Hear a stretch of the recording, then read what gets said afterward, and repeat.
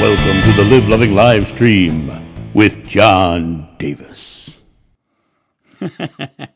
Well, hello, my friends, and welcome to the Live Loving live stream. I kind of popped on a little early because I was playing around with tech stuff, but here I am, here talking to you on May the 5th, 2023, the day after Star Wars Day. I hope everything's going well with you guys out there in the world. I'm going to jump over to my other camera now and dive in talking to you guys. So, you saw me. Hi, Lynn. Larry, how are you? Johnny, that's good. Hi, Marcy, how are you?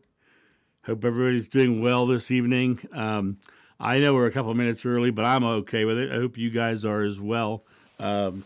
I've been playing around with stuff all day today and rebuilding things and doing all kinds of weird things in my studio. As Marcy will tell you, I have got a ridiculous studio, and I just can't stop tinkering. I wanted to start off tonight talking about gratitude. And of course, I'm grateful for you guys. I'm grateful for all the people who watch my channel and all that. But I want to talk about the superpower of gratitude. When people talk about gratitude and having power, I find it really interesting because for me, it's the simplicity of gratitude that makes it powerful. You see, because when we're grateful for something, we believe we're getting it. And so that is putting faith in something. So we're great. Like I say, can I have a glass of water? I say thank you when I'm receiving it, when I know it's happening. And so I think the superpower of gratitude really is the idea of our faith, our belief. We believe it's happening. And so gratitude is just amplifying the belief, the faith, as it were.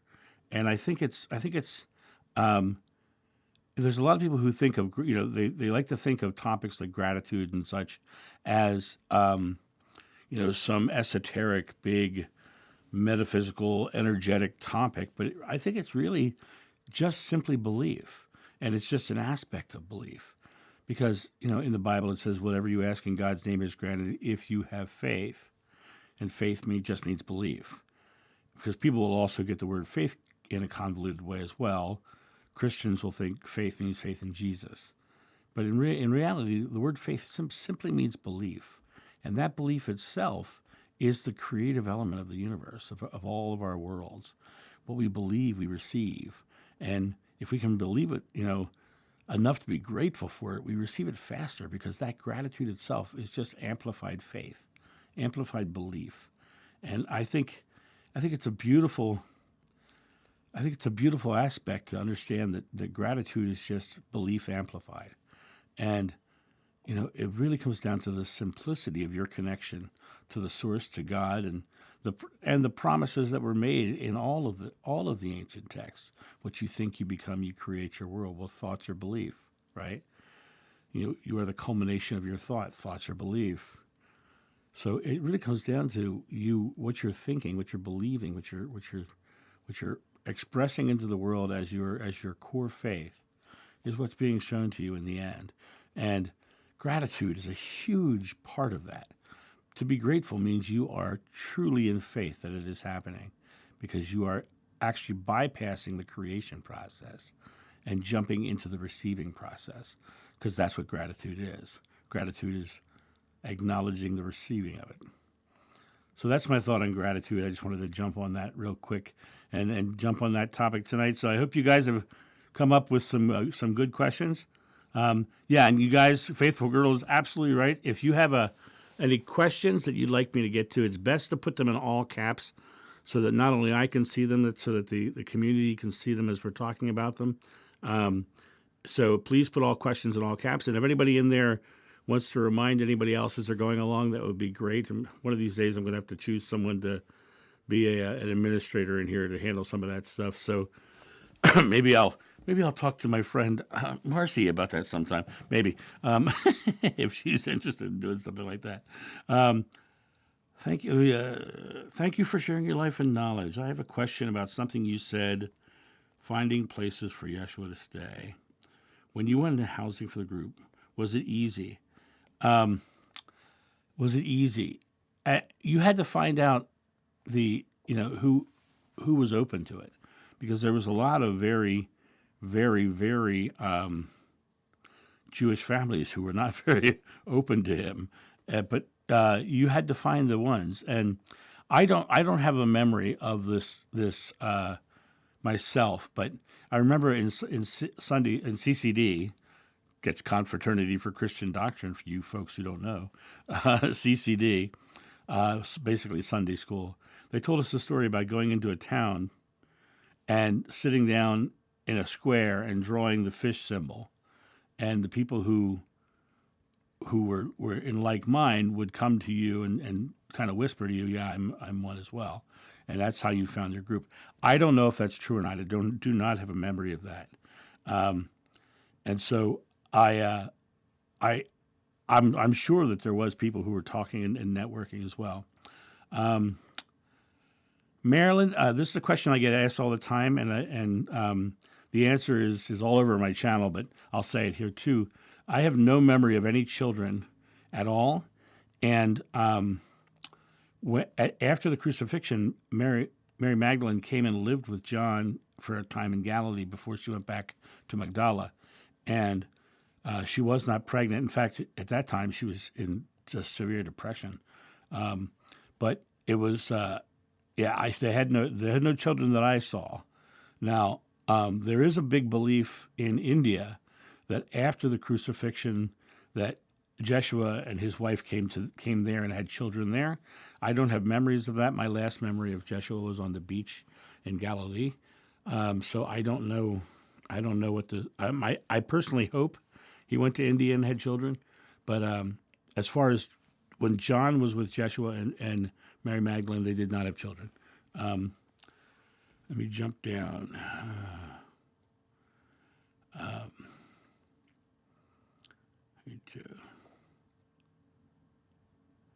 Oh, well, you are quite welcome, Narissa. I like that name, Narissa. I love cool names. You know, when you got a name like John Davis, the most generic name in history, cool names just kind of stand out. One of the earliest miracles was the feeding the masses with the loaves and the fishes. So the fish represented that miracle, which was one of the things that supposedly. Now, once again, I don't have a memory of this. I want to make it very clear about this. This was not one of the memories I had. This is my CCD training coming up here. It represented the miracle of the loaves and the fishes. And when you're in Jordan, there's an archaeological site of an old ancient church, and it was the first known representation of the loaves and fishes in the mosaic floor that they uncovered. It was kind of very beautiful, actually. You are quite welcome, Marilyn. I'm so happy I could answer that for you. Well, and thank you. I am Love 68. God blessing unto you as well. You know, it's interesting in this world that we live in. I get thanked a lot for telling my story, and I kind of want to tap into why I tell my story. I think it would be wrong of me not to tell my story. I have learned so much from my regression and from putting the things I learned into practice, and seeing such amazing results in not only my lives, but in other people's lives that I've worked with, that I think it would be completely wrong of me not to share my story. And oftentimes I'll get people who want to come challenge me on my beliefs and my faith, and my response is usually pretty simple. I'm like, I say, you know, I don't argue my faith because I'm very comfortable in it. I don't need to defend it, and I don't want to sway you. All I want to do is tell my stories, and if it rings true to you, follow it. If it doesn't, don't follow it, because spirituality, as my mom said, is a personal journey, and it's for each one of us to find our way. But I can't offer this truth that I know to be true if I'm not putting it out for people to at least see it, to consider it. And so that's why I do all the videos, and that's why I tell all the stories, because I just think it would be wrong of me not to. Because I literally have seen people heal themselves. And if you go to my testimonials page on my private sessions, you'll see a lady who just recently, she put up a testimonial about how she cured herself of cancer through belief. And it was after one of our counseling sessions. I gave her some tools on how to put Jeshua's belief into action, and she did it, and she cured herself. And so when you see results like that, there really is no choice. You know, it would be wrong of you not to share that information if you can help someone take a belief and change their experience for the better. So that's why I do what I do. Jesse, how are you? No coffee, no coffee in the evenings, my friend. I have my one beer mug of coffee in the morning, but if I have any after that, there will be no sleep at night. So I drink my one giant beer mug of coffee, and that's the end of that. Well, thank you, faithful girl. I'm so glad. Hey, Sarah has arrived in the house. We can start now. It's good. Hi, Sarah. How are you?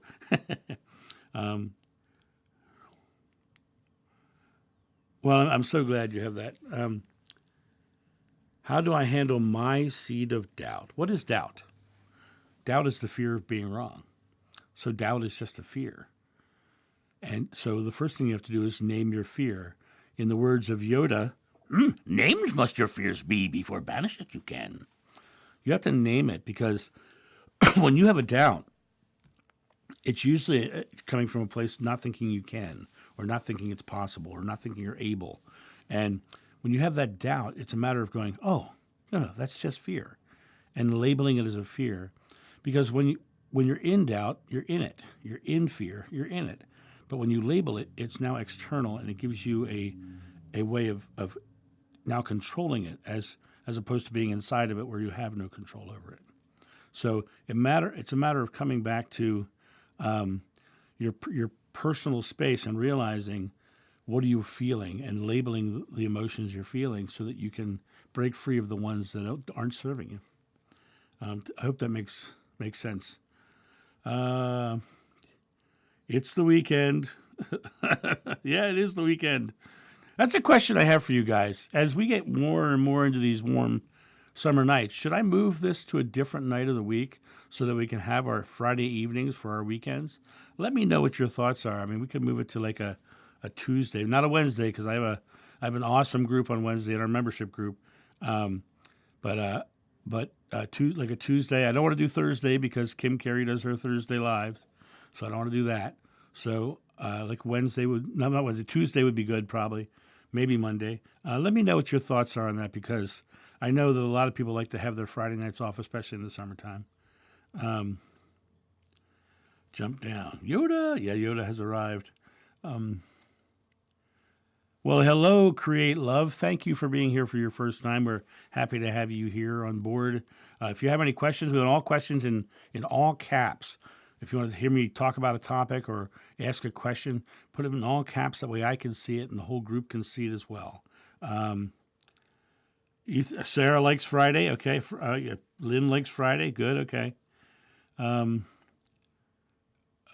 Keep going.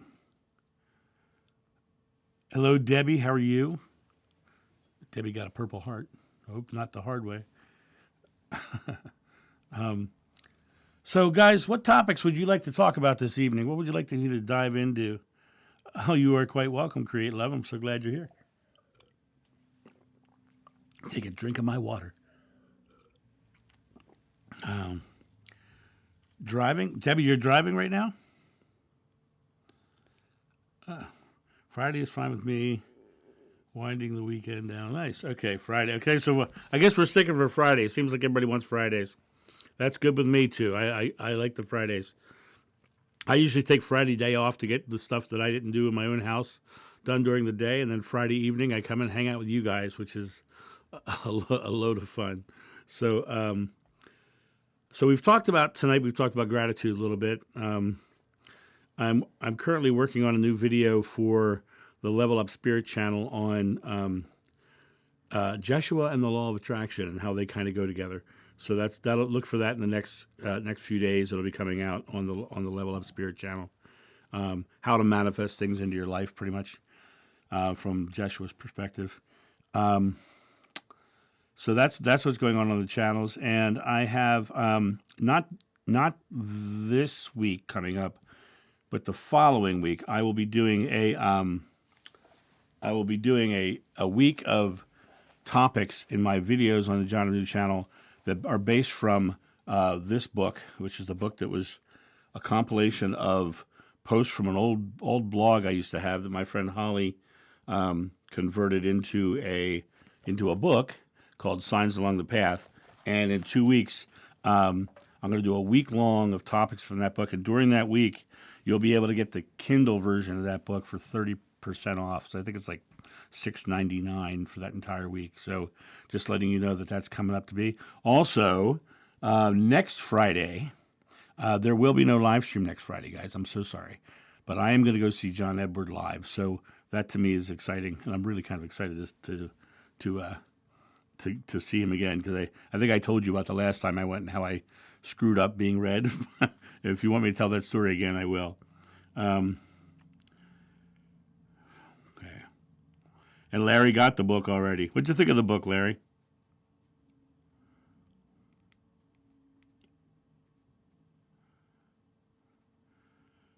It's good. Look forward to July. How to let go of dogma easier. That's a great topic in itself, because letting go of dogma is about really deconstructing your beliefs, because you're given those dogmas, those rituals, those ceremonies as a means of finding God, but they're all based upon an external God. And God, what you find is the further you strip away, you find God within. You find the connection to Source within you, and those dogmas, those rituals, are really sort of the thing that keeps you away from the Source, because they're putting your focus elsewhere. When you look at dogmas in general, the way I broke free of mine, I was very lucky because my mom was just tremendous, and she, spirituality is a personal journey. Go find what you believe. And I went and I studied it. If you saw my bookshelf over here, you'd see I've got just a ton of books, and then back here too, just a ton of books. And I just studied, and I went to India, and I went to all over the Middle East and Peru, and I've done a lot of studies. And for me, releasing the dogma was easy because I kind of had permission from my mom to do it. But a lot of times we have a hard time getting past our dogmas, because the people who were most important to us, our parents, or the people who indoctrinated us into those religions, have said this is the way it is, and we believe them. It's part of our process of faith. Is these people who love us so much would never have lied to us, would never have told us something that wasn't true. And then I like to remind people who think that they're the ones that told you about Santa Claus and the Easter Bunny. They're the ones that told you all those things too, right? Then I also remind you that all those dogmas are from religions from the last 5,000 years. But we know full well that humans have been on this earth for over 1 million years. So even those dogmas are a blip in time of humanity. Before those religions came into practice, do you think that they had all those rituals and dogmas and ceremonies? Or do you think that they were concerned more about what feels good, what feels bad, what is dangerous, where can I get food, where can I get water, how can I stay warm, all the primal instincts, all the basic instincts? And I think that when we got into our heads and started trying to figure out our place in the universe, we started to put a structure around it, and that structure is the dogma. And so it's a matter of realizing that if it's the breath of God, then God is in every breath, and that if the Dalai Lama says my religion is simple, my religion is kindness, and your religion and your dogma says he's going to hell for not taking Yeshua as his savior, how does that work? Because if God is love, that doesn't work. So the contradictions within the various religions automatically discount the dogmas. So it's a matter of really getting into the concept of, is this dogma true? Is this something that I need to do?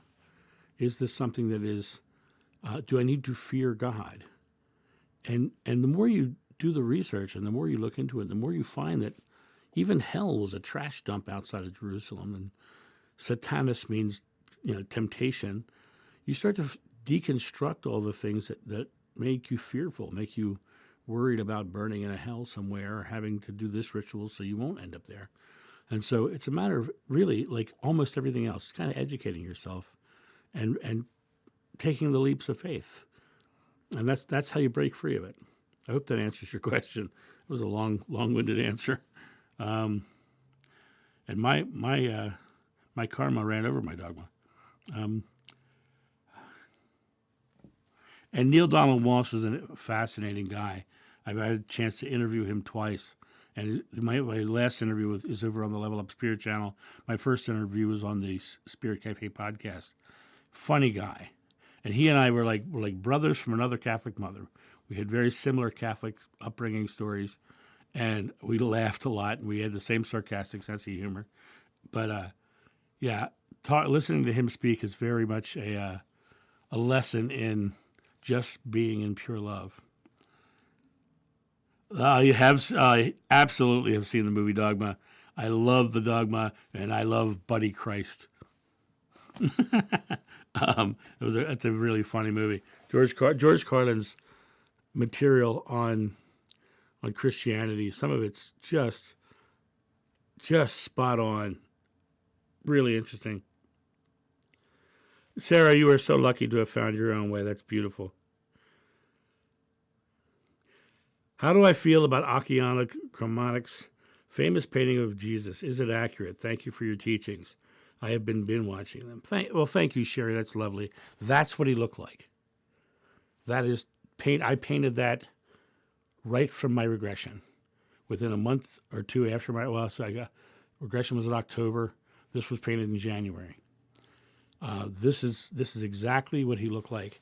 The painting of Akiana's, there's a video on my channel called, Judgment or Discernment? It's an old video, but it talks about Akiana because Akiana's painting is very interesting. When I first saw her painting, I thought it looked like Bruce Marciano from the Biblical Video Bible series because it really looks like Bruce Marciano from that video series. But when you dive into Akiana's videos herself, you find out very quickly that she has 3 separate stories about that painting. And the 3 separate stories are really interesting because the first story is that she had a vision. She had a vision of Yeshua, and she painted from the vision. The second story she tells is that she prayed that she could paint Yeshua, and Yeshua knocked on her door and came in and sat for the painting.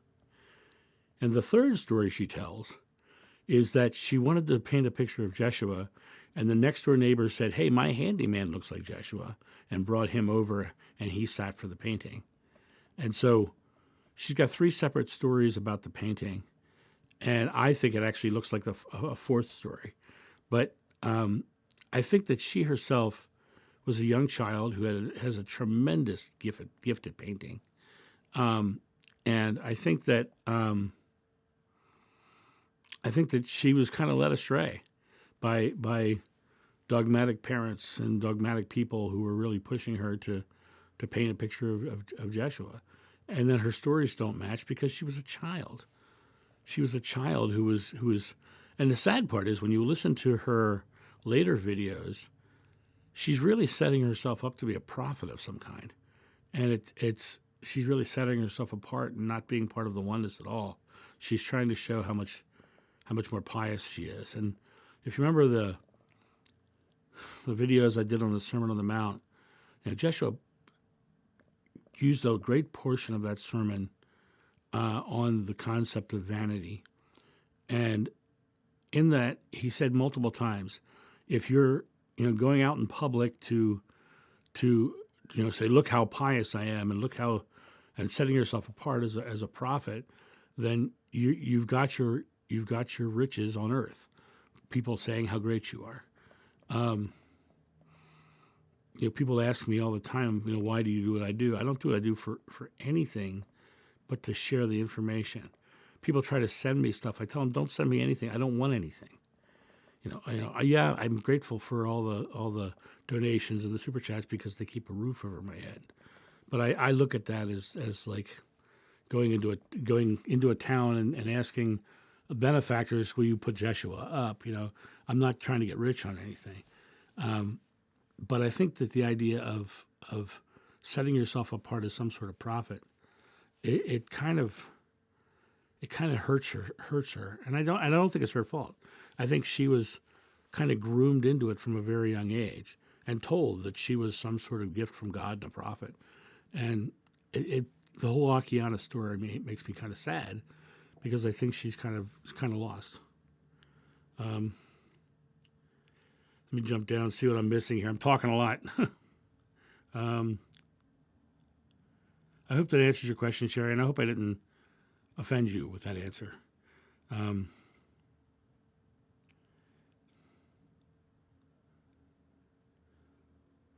it's not about love, it's not about God. Exactly right. I completely agree.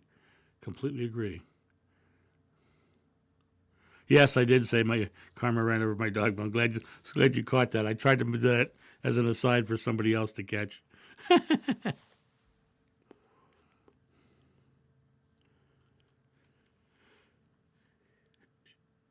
Well, I thank you, Tyler. That is spectacular. Thank you. I appreciate that. Uh, Confusion is Christians saying Jesus died for our sins. Why do they call everyone else sinners? Isn't that the truth? You know, they also say, "Judge not, lest ye shall be judged."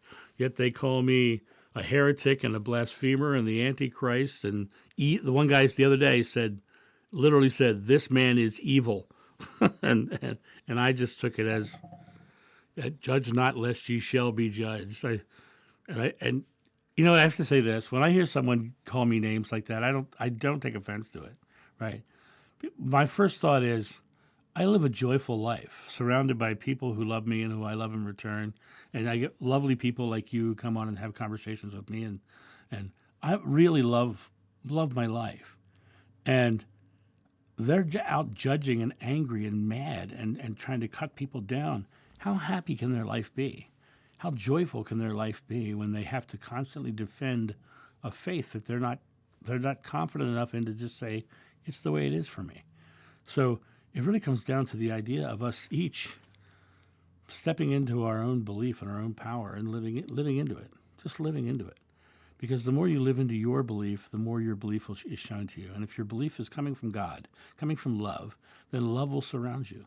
Love will absolutely surround you if you do that. Let me see if anybody else. So what other questions do we got, guys? We've got about another half an hour before I'm going to check out of here for my weekend off. So all caps questions, anybody?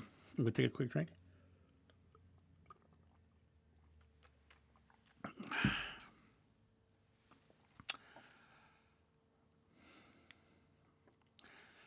So I've got some videos coming up that I'm going to be shooting on the back deck again, like I did last year. So I'm setting up a new setup to be able to go out in the back deck and shoot some high quality footage out there.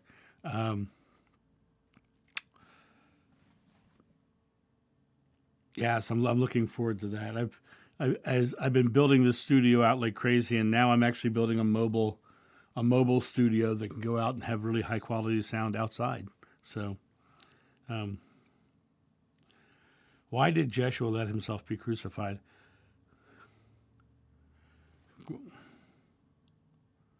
Did I miss it, Larry?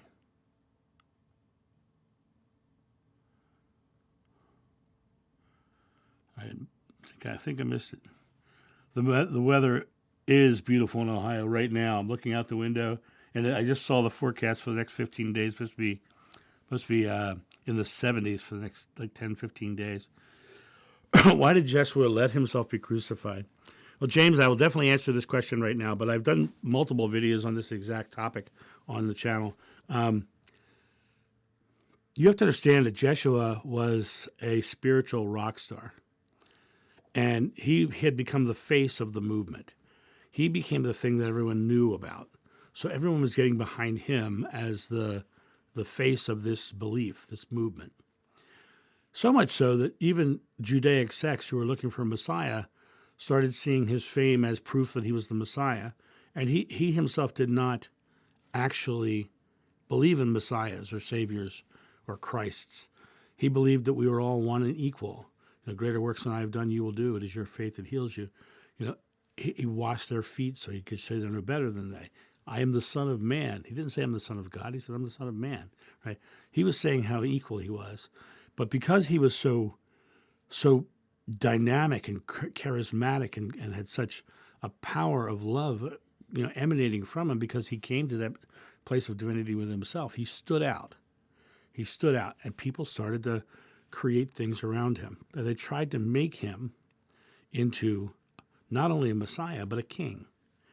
And, the story of him going into the wilderness and battling the devil for 40 days and 4 nights, well, the devil is temptation. Now, if you think about the idea that he's being offered to be a king and have armies and wealth and all these stuff, he battled with temptation. He could live the physical world plane and do all that, and he battled with his temptations.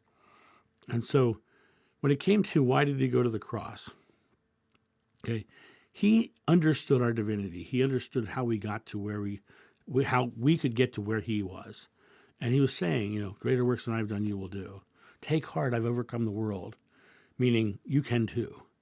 And when it finally got to the point where the teachings were getting very broad and people were starting to understand the teachings, the teachings are all about being empowered, and the power is within.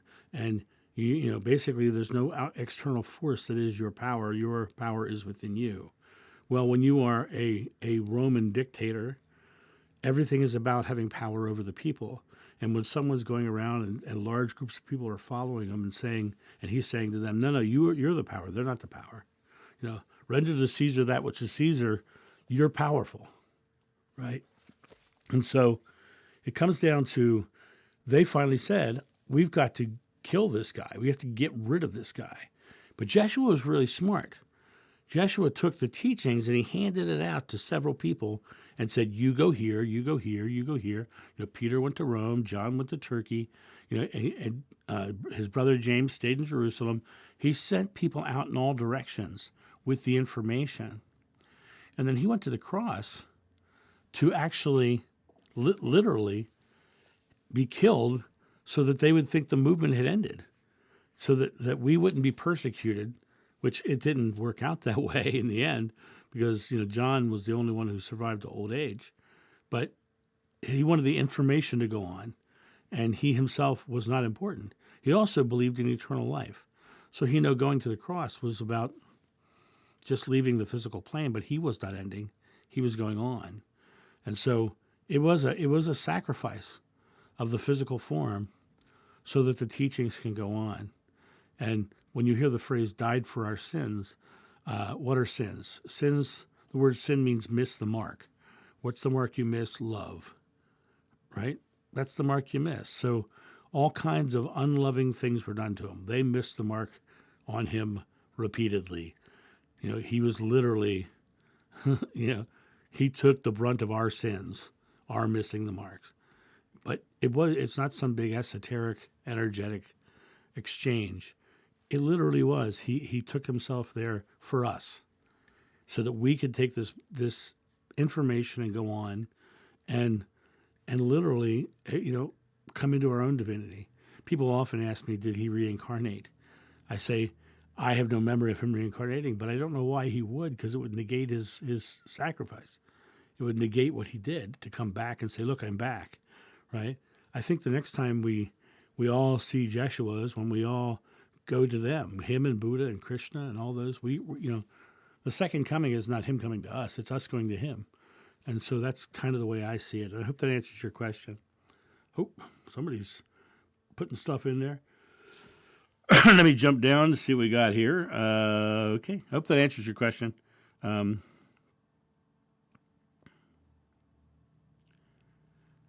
Just a comment. There's a lot of fear circling in the New Age type circles. Absolutely. Fear sells. Right now, there's a whole big movement about Earth being a slave planet, and if you're not going to get this right, you're going to be left behind, and there's all kinds of external New Age dogmas that are all based in fears as well. I have people say, well, you can't do it because you're supposed to do this. Who says they're supposed to do that? I hear readers tell people all the time, well, you were this in this past life. I said, well, how did it feel to you? I don't know.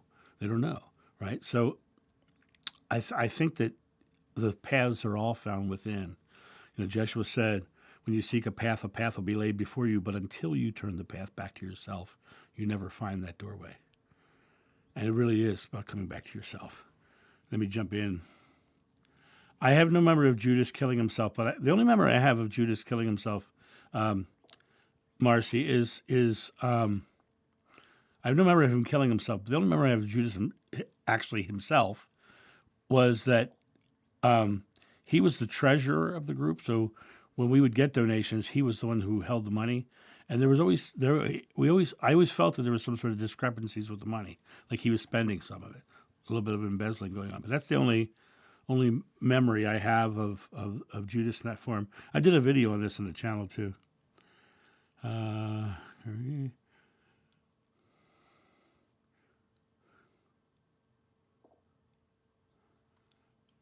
Is it possible to make someone die in hopes of them to rest?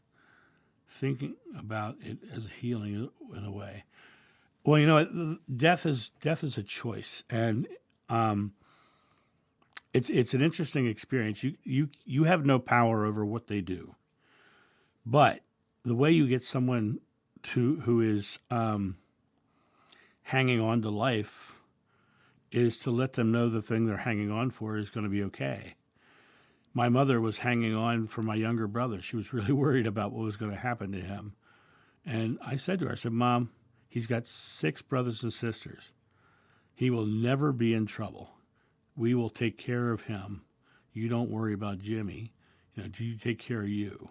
And I said, Mom, your whole life has been built around seeing Yeshua face to face. This is it. You can go in whenever you want. We'll miss you here in the world, but we'll see you again on the other side. And just a couple weeks later, she was gone. But it was a matter of them making that choice. I have another friend of mine. He's actually my son's grandmother, my ex-wife's mother. She had her husband who was dying. And I said to her one day, I said, have you told him it's okay to go? Because sometimes they hang on because they feel like they need to take care of people. And if the person that they're going to be taking care of says it's okay to go, then sometimes that gives them the permission to go. So I don't know what it is who it is you're trying to make die, but realize they're going to die when they choose to go. I'm going to jump down here and see what's going on. Oh my gosh, who gave me that? That's crazy, Georgia. Thank you so much. Oh my gosh, that's so wonderful. Thank you. That will pay the electric bill. Judas was the sacrificial lamb. Yeshua was the sacrificial lamb. Yeah, and he was the one who sacrificed himself. Hey, Corey's here. She's probably walking on a treadmill. Yeah, there are some readers who are unknowingly spreading fear. You're absolutely right. And here's another thing about psychics. All psychics are reading potential. There's always free will. There's always the opportunity for change. There is no fate or destiny. They're reading the potential of the moment. And a lot of times they're very accurate. And the reason they're very accurate because the potential doesn't change. But sometimes just knowing the potential makes the change happen. And so, whenever you're hearing a reader telling you something, realize that it's not set in stone and you're not doomed to whatever fate they tell you. It really comes down to you, going the route that you want to go. And if it's they tell you something great, then go that route. If they tell you something fearful, just change it. Just go to a different route.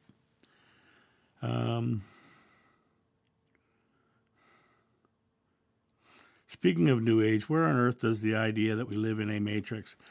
I love that. I love this question. Every time some movie comes out or some book comes out or something comes out that has a potential spiritual thing, it suddenly becomes the thing that everyone's talking about in the New Age communities. For instance, when the Da Vinci Code came out, everybody was talking about Jeshua's children, Yeshua and Mary Magdalene's children. No one was talking about that 10 years before that book came out. That wasn't a topic that anybody ever discussed. But when that book came out and talked about the bloodline of Jesus and all this stuff, now the interesting thing about the bloodline of Jesus that they talk about in that book is you have to believe that the Bible is infallible for that to be right, because the story of the miraculous virgin birth, there's no evidence that there was ever a census that made Joseph put his 9-month pregnant wife on a donkey and make her travel over 100 miles to the Bethlehem that was in the land of David, as opposed to the Bethlehem that was near Nazareth. There's no evidence that census ever took place, ever. And there's no census of any census at all back then taking place like that. And the reason they had to go to the Bethlehem that was closer to Jerusalem, because the prophecies, the Judaic prophecy says he had to come from the land of David. He had to be the son of David.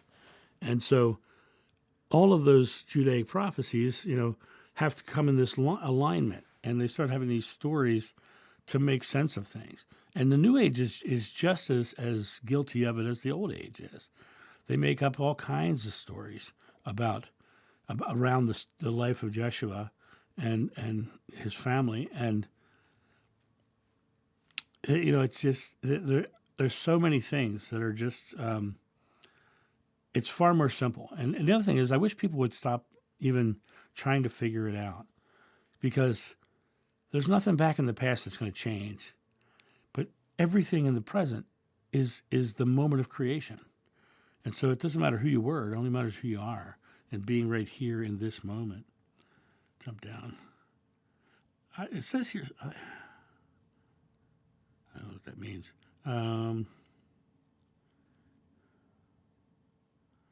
Corey, I'm glad. Did your grandfather pass? Did it help him? Let me know.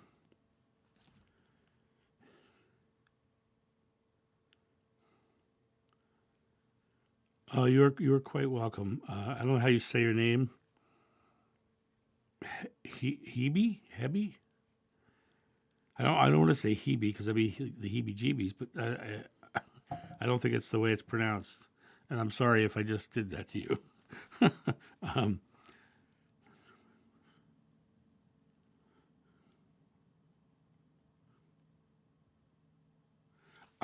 Larry, your question, and I now see that you've reposted it.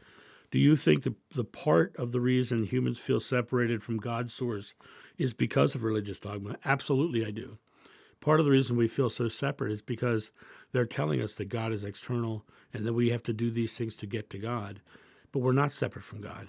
God is within us in every moment. God is found at the bottom of every breath. And by telling us that it's not and giving us the belief that it's not, we struggle and we go through life feeling separate and alone and looking for connection. I can't tell you how many times I get asked, people saying, how do I connect to God? And I'm like, you're never not connected. It's a matter of you stripping away the things in your belief that obscure the view. And when you strip away those beliefs and you unpack for this trip, you'll start to see that you're already at your destination. It's just a matter of recognizing that you're already there. It's not about finding God. It's about acknowledging that God is there. And that's kind of the best way I can say that.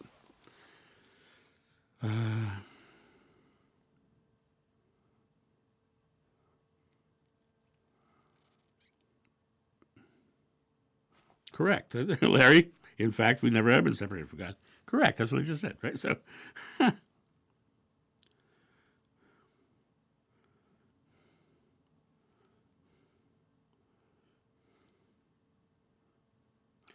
another thing about the Matrix comment. If you think about scientifically, that we're in this energetic illusion, right? Sure, I mean, you can describe it as the Matrix, but in modern terminology, the Matrix is a sort of insidious thing that's in a film. And so people use the term the Matrix, and people get a whole different image. Words have meanings, and people take the meanings in the ways that they know. And the way that they know the Matrix is those movies and these Mr. Smith and the Smiths and all the evil trying to wipe out and enslave the humans in their pods, so that because for the battery, for the energy in their bodies. And it's like That's not what it is at all, in my opinion. Um,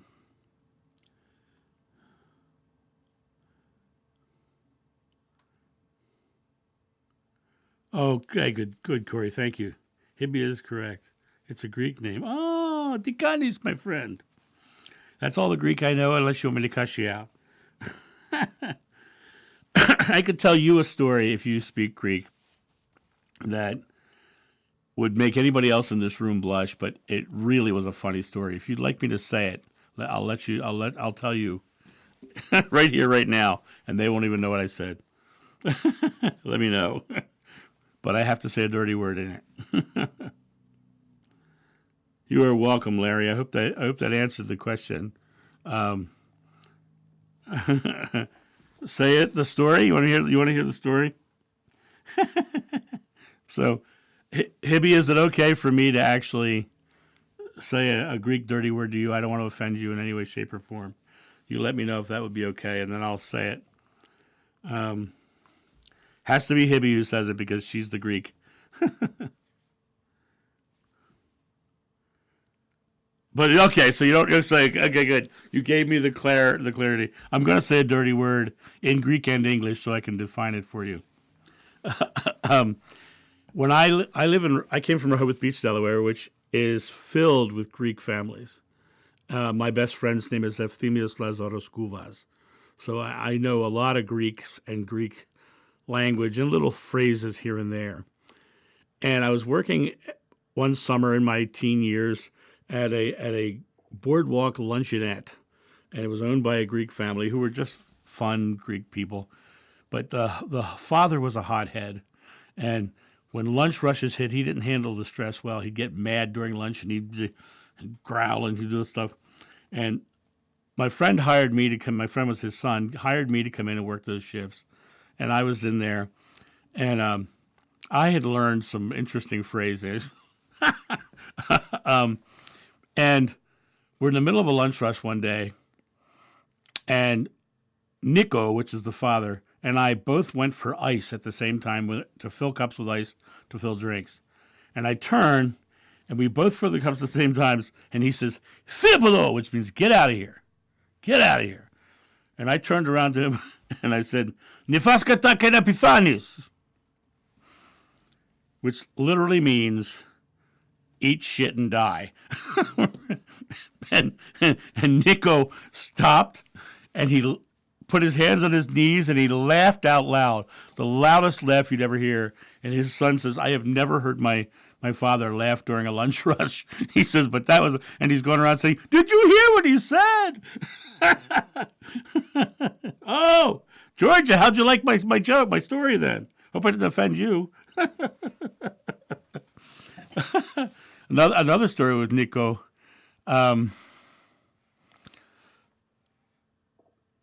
He was working the window with the French fries one time, and a woman came up, and he's sitting there, and she's telling him to put more salt on the fries, and she's saying, put some more, and I don't know how you say this, but he says basically, he says, we have putza too, and putza is a slang term for the male appendage, and she turns around and in perfect Greek says, my husband has the putza.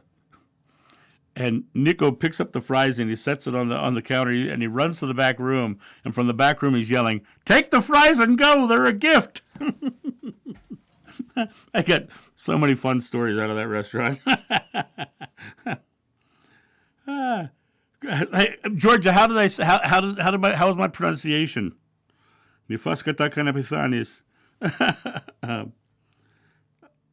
So. Yeah, there's some really funny stories that came out of working in a beach diner like that. I had so much fun. Anyway, now that I've said my dirty story on the live stream, do we have any more questions in the last 10 minutes here before we get out of here? Does make me laugh though.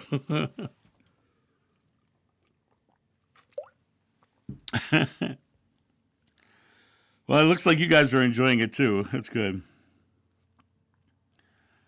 How many languages do I speak or understand? I understand English, Pig Latin, a touch of Spanish. Once again, knowing how to cuss you out, and a lot of dirty Greek words. That's pretty much what I know. um, but I have done studies and everything. But I love this question for another reason, though. I've also been to 30 countries around the world, and I have been able to communicate in all of them. First of all, the majority of the world knows English, but the communication is far more than just language. It's physicality, it's demeanor, it's charisma, it's a smile, it's a laugh, we can use a form of mime and have whole conversations, and it's a matter of realizing that everyone in the world is the same, and they all communicate in the same way. Just sometimes we don't know that one aspect of communication, that language. But I remember standing in Germany. I was traveling with a man who was absolutely the ugly American. If you didn't speak English in front of him, he got louder and he got annoyed, and then finally he would just walk away. And I remember standing right behind him as he was getting really rude with this German woman, and I was standing behind him going, basically letting her know that he's just a butthead, and it's okay. It's all right. I'm sorry. I'm having this whole conversation with her right over his shoulder, because I didn't want her to be offended. I didn't want her to feel hurt by what he was saying. And I would say, it's okay. And I was letting her know it was okay without saying a word. You can have that kind of communication everywhere in the world. And everywhere in the world will absolutely appreciate the fact that you made the attempt. Did I ever perform Shakespeare in the park in Florida? Not Shakespeare, but I performed at the Renaissance Festival all over Florida. I directed the Florida Renaissance Festival in Deerfield Beach many years ago. I used to do the hack and slash comedy sword fighting show down there. I was Sir Nigel Hack, the richest, most handsome knight in the realm, gentleman adventurer, and God among men. That was my character in that show.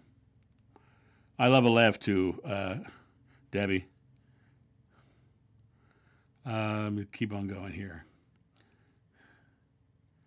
I have not been to Zimbabwe.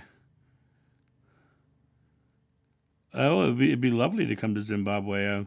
I'm kind of booked right now, but we could talk about it some other time. I'm actually going to contact, and I want to get you guys' opinion on this. I recently had someone who used to be a big wig at the Association for Research and Enlightenment in Virginia Beach give me a glowing report to somebody else. And I often thought about possibly contacting the ARE in Virginia Beach, which is the Edgar Cayce main campus. So you're down there, you can go to the meditation room and all that stuff.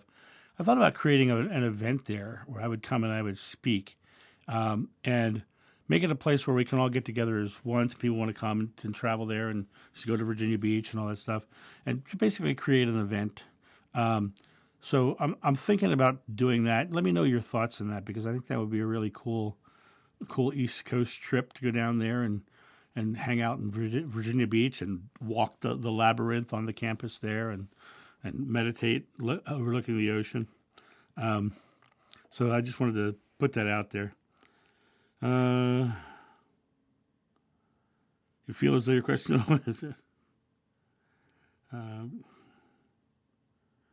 yes.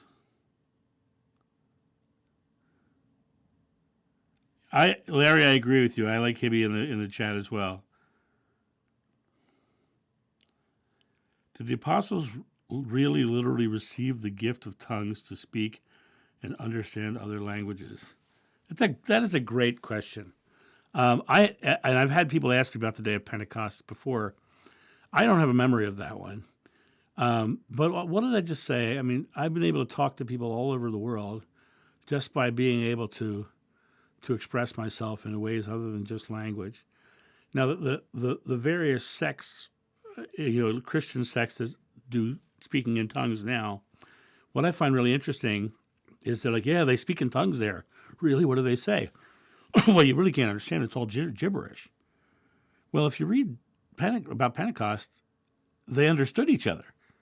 So that everyone should have been able to understand everything, but when they talk about speaking in tongues in these churches, no one can understand what they're saying or what they're bringing out, and it's just gibberish. When in reality, they all should be having this straight conversation, understanding each other clearly.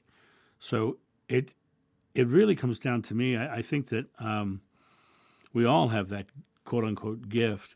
It's just a matter of letting go our in my friend who was traveling with me, letting go of his superiority, and he's not better than they.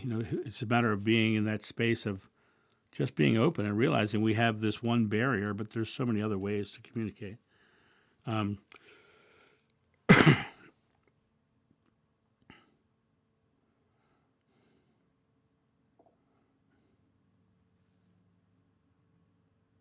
Yeah, we all laugh and cry the same. Exactly right. Hey, Raina, how are you? Oh, glad you're here. Um, I'll tell you what, the Virginia Beach thing would be fun, though. It would be, and maybe later on we could do an event out on the West Coast too. Just a matter of making it financially feasible to get there and doing those things. Um, a yes on Virginia Beach. Yeah, I'll tell you what, it's a neat little place. I've spoken there before, 20 years ago, but it's a neat little place to go. Um,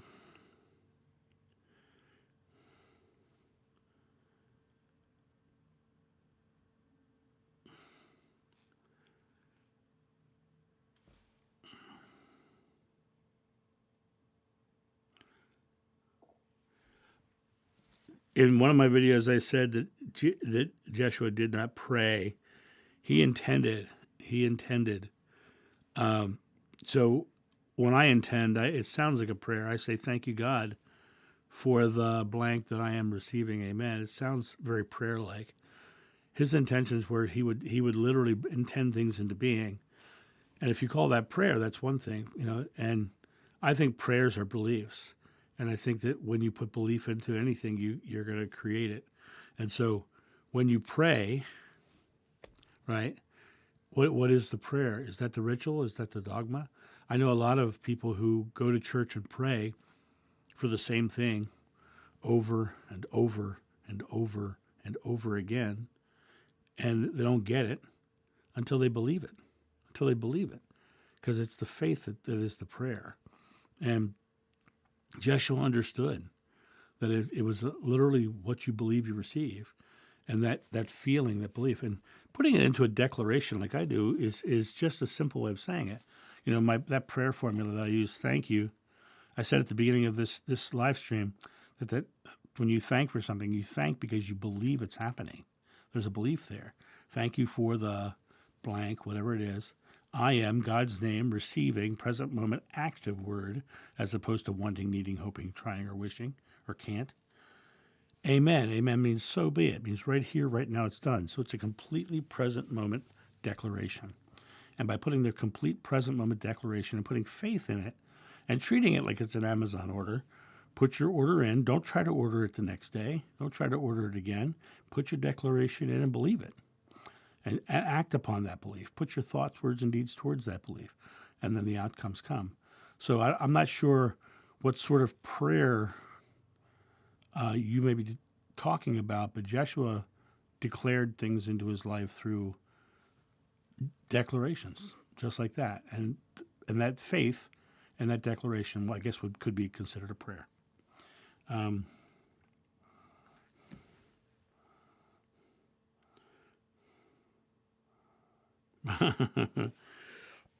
My best friend, like I said, Efthymios Lazoros Goulas, he and I specifically asked him how to say that to Nico before because I wanted to know how to say that exact phrase because I thought it was a funny line. Oh, good. Thank you, Hibby. All right, guys, we're about to wind down. Is there any last questions you'd like me to get in before we get out of here? And before I go have my weekend, going to finish my lawn tomorrow. I threw another belt off of my mower today, so I've got to put a new belt on tomorrow and finish my lawn. So, well, thank you, Marcy. I hope you guys all have a good weekend as well. I absolutely plan on having a great weekend. It's such a beautiful day outside. I plan on putting on a tank top and getting some sun on my shoulders. Victoria, well, thank you. Thank you. I'm glad you've enjoyed it. I hope I haven't offended anybody with my Greek cuss words. And there you go. Made your lawn today. Great. You too, Corey. Are you still walking on the treadmill? I should get one of those treadmills and do videos from a treadmill. That would be fun. Thank you, Larry. It's a pleasure to have you here. All right, guys, I'm going to wind this puppy down and head out of here. If I can find the way this thing ends. You are quite welcome.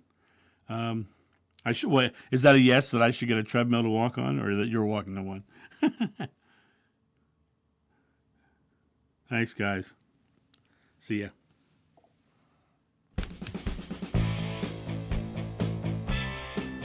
Thank you for joining us at the Live Loving live stream. Don't forget to like, subscribe, share, and visit us at johnofnew.com.